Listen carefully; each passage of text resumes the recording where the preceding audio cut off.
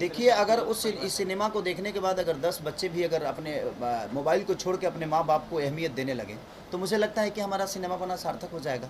और मैं सबसे अपील यही करूँगा कि आप लोग अपनी फैमिली के साथ देखिए, क्योंकि हम अपने बच्चों को अपने आप से खुद ही दूर कर रहे हैं। वो आजकल हमसे नहीं खेलते, वो मोबाइल से खेलते हैं और वो गेम खेलते हैं। तो मुझे लगता है कि हमें अपने बच्चों को खुद से खिलाना चाहिए, ताकि वो जब जब बड़ा हो तो उसको लगे कि नहीं, जब मैं रोता था तो पापा मोबाइल नहीं खुद को देते थे, कि मैं तुम्हारे साथ हूँ बेटा, चल तू रो क्यों हो रहा है। जो मैंने अपने पापा को देखा है कि जब हम रोते थे तो पापा कंधे पे उठाकर हमें घुमाते थे गांव, चल गांव घुमा के लाता हूँ। तो हम चाहते हैं कि वही सिचुएशन फिर से दोहराई जाए, ताकि हम संस्कार से दूर ना हो, अपने परिवार से दूर ना हो, और परिवार की अहमियत और पिता की अहमियत, माँ की अहमियत क्या होती है, ये आज के जनरेशन को पता चले। सर, सबसे पहले बहुत स्वागत है सिनेमा हॉल में। आज बहुत भीड़ लगी है संघर्ष 2 की शानदार रिलीजिंग के बाद से बहुत ज़्यादा भीड़ हर सिनेमा हॉल में लग रही है। सर, क्या कहना चाहेंगे? देखिए, खष्टी में पहली बार मैं देखा हूँ। 7वीं 8वीं 9वीं 10वीं को तो भीड़ होता है मैं दशहरा में, बट खष्टी को पहली बार ऐसा अवसर हमारे जीवन में भी मिला है, क्योंकि आज के दिन, और आप लोगों ने कल सिनेमा देखा, आप लोगों को कैसा लगा कल सिनेमा? बहुत बढ़िया। आप लोगों को लगा ना कि भोजपुरी से हट के कुछ चीज़ें हम लोगों ने ट्राई की है, आउटस्टैंडिंग लेवल। और तो आउट स्टैंडिंग जो आप बोल रहे हैं, हमने कोशिश वही किया था कि कुछ हटके हम लोग काम करें, और सबने अपना भरपूर योगदान दिया है, चाहे वो राइटर हो, कैमरामैन हो, हमारी दोनों हीरोइनें हो, या हमारे विनीत विशाल जी हो, विनोद जी हो, संजय पांडे जी हो, समर चतुर्वेदी जी हो, या अनूप अरोड़ा जी हो, या विनोद मिश्रा हो। मैंने सबने अपना 110% कोशिश की है देने की, और सबने दिया भी है। और यहाँ की यही नहीं बल्कि आउट ऑफ इंडिया में भी हम लोगों ने बहुत ज़्यादा शूट किया है। चाहे मेरी बेटी कृति हो, सबने अपना योगदान, और सबसे ज़्यादा योगदान रत्नाकर सर का, जिन्होंने इस पे पैसा खर्चा किया, करोड़ों रुपये झोंक दे इन्होंने आउट ऑफ इंडिया के शूटिंग में। जो ज़रूरत थी उन्होंने दिया। हमारे पराग पाटिल सर, जो कि हम लोगों को डायरेक्ट कर, इनके साथ काम करने में ज़्यादा ईजिली हो जाता है कि एक फैमिलियर हमारा माहौल रहता है, तो उसमें और एक संदेश के साथ हम लोगों ने सिनेमा को किया है कि जो बच्चे आज अपने माँ बाप से दूर होकर मोबाइल को ज़्यादा अहमियत दे रहे हैं, वो बच्चे अपने माँ बाप को अहमियत दे, मोबाइल से दूर हो जाए।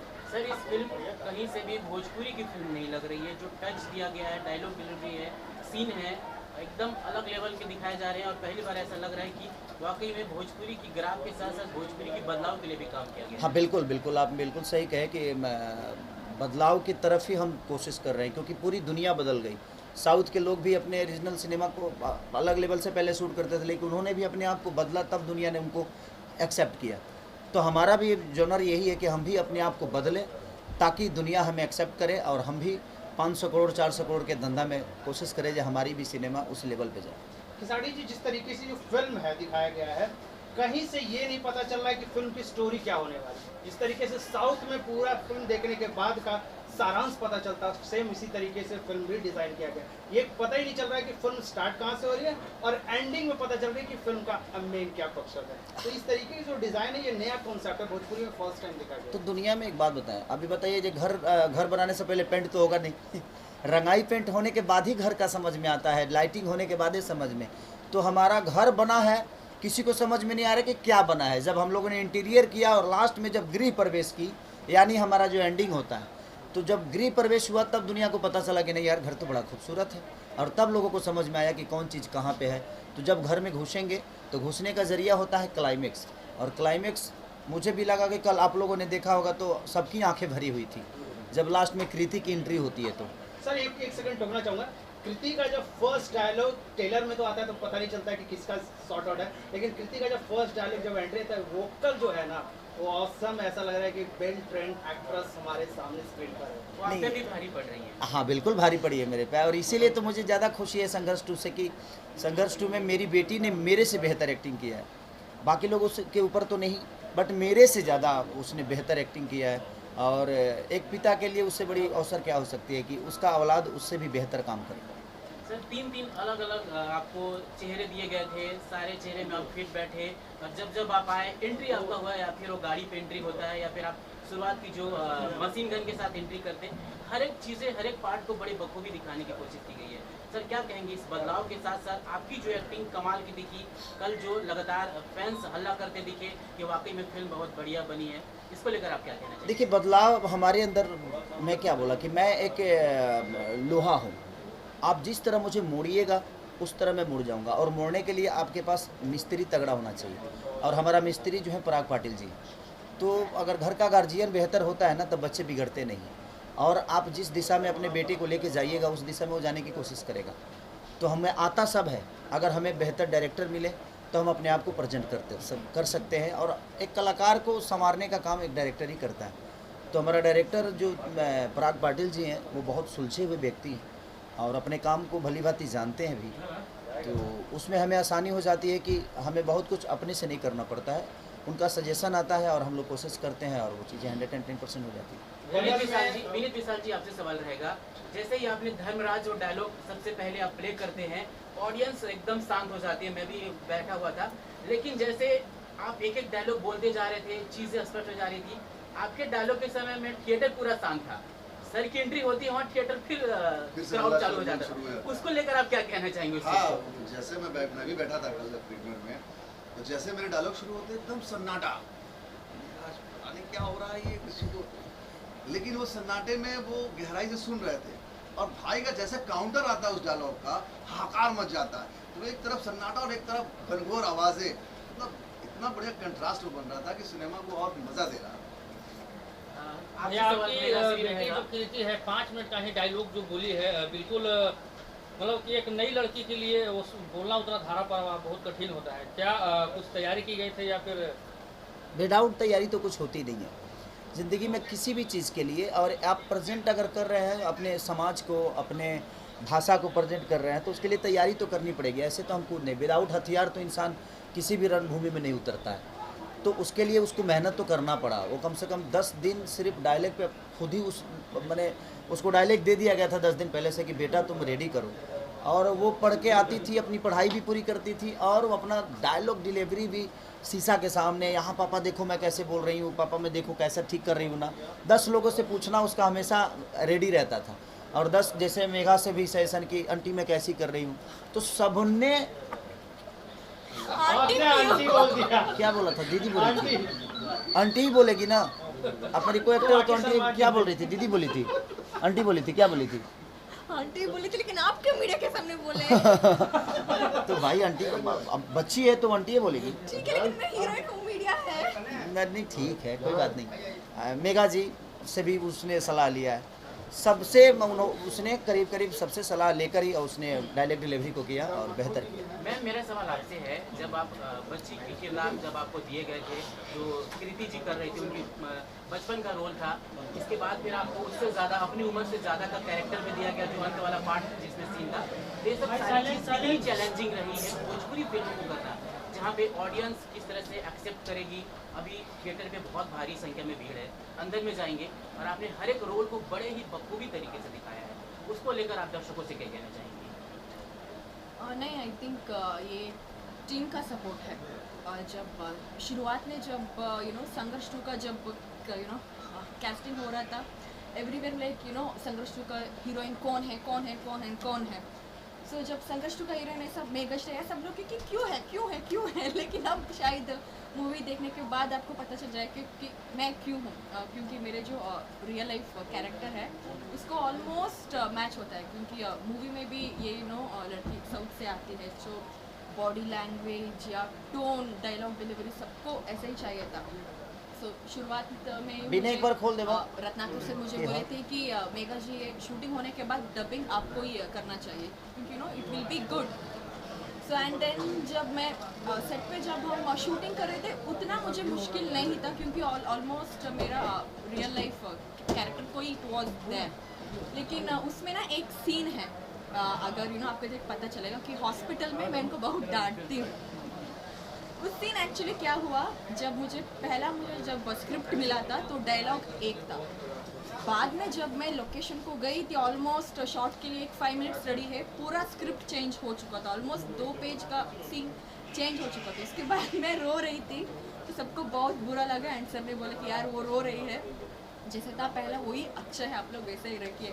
उसके बाद मैंने बोला कि सर आप लोग चिंता मत करिए, मुझसे जितना होगा मैं अपनी 100% दूंगी। उसके बाद फर्स्ट शॉट था कि सर ऐसे जाएंगे, मैं उनको पकड़ कैसे बोला कि रुक जाओ, उसको मैंने किया एंड देन सब लोग बोले गुड यार फिल्म में सर, आपसे सवाल आपने रहेगा। काफी समय दिया, अपने बच्चे के प्रति काफी समय दिया, लेकिन अपने पत्नी के लिए फिल्म में समय नहीं दिया, हमेशा का नोक झोंक लड़ाई होते ही रह गया। 15 मिनट का समय भी आपने दिया तो 15 साल का जेल ही हो गया। क्या रियल भी ऐसा है कि सिर्फ रियली है? नहीं देखिए, जो कहानी को समझ में आता है और जो कहानी का डिमांड है वो हमें करना पड़ता है, क्योंकि अगर 15 मिनट में मैं आ गया होता तो शायद मेरी बेटी IPS नहीं बनती उसमें, और 15 मिनट में मैं आ गया होता तो शायद धर्मात्मा का किताब नहीं छपता। तो वो एक कहानी है और कहानी के साथ होता है, ऐसे रियल ज़िंदगी में भी होता है कि इंसान कह के तो जाता है लेकिन वापस आता नहीं है। सर यदि इसकी बात किया तो आपने लंबे लंबे दाढ़ी और जो गेटअप है लास्ट का, उस सीक्वेंस को दोबारा दोहराया नहीं गया है, ये थोड़ी सी कमी नहीं आपको लग रही है? नहीं, नहीं। सीक्वेंस को दोहराना अब चाहिए जेल में आदमी तो उसी भेष में रहेगा ना, अब तो उसके लिए हमें फिर से जेल में ही सिनेमा को करना पड़ता। तो वो एक सीक्वेंस था कि हम 15 साल थे तो कहाँ थे, ये दुनिया को बताना भी तो ज़रूरी है ना कि हम 15 साल किए क्या। तो वो एक पोजीशन तो दिखाना ही पड़ेगा कि हम 15 साल कहीं कैद थे, और कैद भी थे तो किसी जेल में ही थे, तो वो तो हमें तो बताना ही पड़ेगा दुनिया को। हम ऐसे तो डार्क में दुनिया को नहीं रख सकते। तो एक कहानी का सार होता है, उसी हिसाब से उसको पिरोया गया था। और लोगों को अब इसलिए देखिए, सच पूछे तो हम लोग काम हर दिन करते हैं तो हमें हर चीज़ अच्छी नहीं लगती, लेकिन कल संघर्ष 2 के देखने के बाद मुझे लगा कि मैंने एक बेहतर सिनेमा की।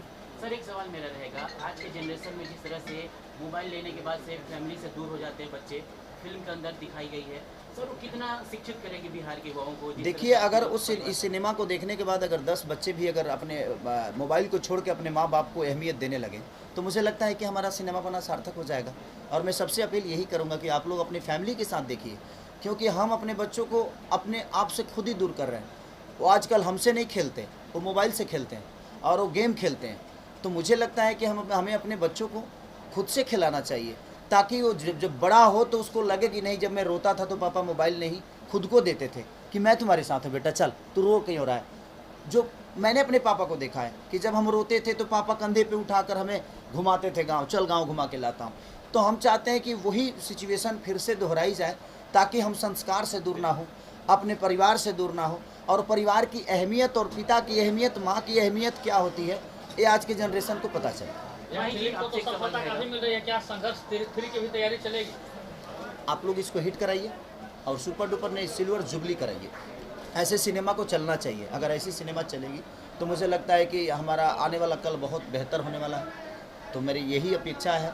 हम लोगों ने कोशिश तो की है, बस अब जनता की कोशिश है कि अगर सबने भर भर के ट्रक, भर भर के गांव से अगर लोग अपने बच्चों को मोबाइल से दूर करना चाहते हैं, अगर खुद से जोड़ना चाहते हैं, तो ये सिनेमा देखना बहुत ज़रूरी है। माही जी, मेरा सवाल आपसे रहेगा, जैसे ही आपकी वो फुटबॉल वाली सीन रहती है, बड़ा गजब का दिखता है, फिर बीच बीच में खेसारी सर का भी सीन आता रहता है। कितना अच्छा लग रहा था आपको कि जब वो प्ले कर रही थी, पहली बार भोजपुरी में ये चीज़ें दिखाई गई है, एक लड़की को इस तरह से फील्ड में उतारना, फुटबॉल का सीन करना, फाइट सीन करना, तो कितना अच्छा लगा। और जो भोजपुरी की फैन फॉलोइंग जो फीमेल है, वो जब दर्शक आएंगी तो उनके लिए आपको क्या कहना बनता है? पहले तो आपने देखी है, पहले लोगों को देखने दीजिए कि वो आई थिंक वो फर्स्ट फाइट है भोजपुरी के लिए लड़की का, वैसा कि फुटबॉल लेकर वो खेल रही है और किसी लड़की को छेड़ने पर लड़की ने उसके लिए एक्शन लिया है। तो ये एक मैसेज भी है सोसाइटी को कि जब हमारे सामने किसी के साथ कुछ होता है तो हम पैर पीछे करते हैं कि उसके साथ हो रहा है, हम एक्शन क्यों लें, हम क्यों बोलें। पर आज ये उसके साथ हो रहा है, कल वो हमारे साथ भी होगा। ये शायद उस चीज़ के लिए सोसाइटी को मैसेज है कि जब भी कभी किसी के साथ कुछ बुरा हो, हम एक्सपेक्ट करते हैं कि कोई जेंट्स खड़ा होगा, कोई लड़का खड़ा होगा, क्यों हम खुद खड़े क्यों नहीं होते अपने लिए भी, और हर उस लड़की के लिए जिसके साथ सोसाइटी में ट्रबल हो रहा है, वो परेशान हो रही है। तो आई थिंक वो उस चीज़ का मैसेज है कि जब भी किसी के साथ कुछ हो, लड़की के साथ खास करके आप खुद एकजुट हो जाएं और आप खुद फाइट करें, क्योंकि ये लड़ाई आपकी है, लड़ना आपको। सर ब्यूटीफुल मोमेंट आ गया है, दर्शक पूरा इंतजार कर रहे हैं, सिनेमा घर में आ गया है, खास मैसेज क्या रहेगा सर पूरे बिहार वासियों या फिर पूरे देशवासियों को? मैं सबसे यही कहना चाहता हूँ कि अगर एक बेहतर सिनेमा हम लोगों ने किया है तो आप अपने फेसबुक लाइव पे, अपने इंस्टाग्राम पे, अपने सोशल साइट पे आप इसकी जो भी कमियां हैं वो भी बताइए, और जो भी अच्छाइयाँ है प्लीज़ आप बताइए। क्योंकि हर आदमी के पास आज सोशल साइट है, हर आदमी फेसबुक पे है, हर आदमी इंस्टाग्राम पे है, हर आदमी ट्विटर पे है। तो मैं चाहूँगा कि आप लोग इस सिनेमा को इतना फैलाइए कि एक बाहर गांव में मैसेज जाए, बाहर के राज्य में जाए, जहाँ हमें भोजपुरी को बहुत छोटी भाषा बोल के टाल दिया जाता है, वहाँ आप लोगों को बताइए सोशल साइड पे कि हाँ यार एक सिनेमा बनी है और जो हमारी भाषा को छोटा समझते हैं वो एक बार इस सिनेमा को देखें। भैया मटरू भैया इधर हैं। भैया आपका एक सवाल है कि आप ऐसा काम करते हैं कि लोग ताली बजाते हैं और सैल्यूट करते हैं, आखिरकार क्यों? हंसाते हंसाते बहुत ज़्यादा खेसारी जी बोर हो गए थे तो क्या इस बार रुलाओ इसके द्वारा, तो खेसारी जी ने कहा मरवा डालो इसको, पब्लिक का सिंपैथी मिलेगा, मोटा आदमी को देख और रोएगा, तो इसलिए खेसारी जी ने रुलवाया है पब्लिक को इस बार हमको मरवा के। तो मुझे अच्छा लगा और मैं अभी फिल्म देख रहा था, मारा तो लोग हमको ऐसे देख के तो ठीक है, तो हंसाना भी चाहिए, रुलाना भी चाहिए। तो धन्यवाद खेसारी जी, रत्नाकर जी और पराग जी कि पब्लिक को रुलाया मेरे लिए। पहले तो हंसती थी पब्लिक मुझे देख के, अब रो भी रही है तो अच्छा लगता है। थैंक यू भैया, हमसे बात Thank you. करके। Thank you so much, thank you so much.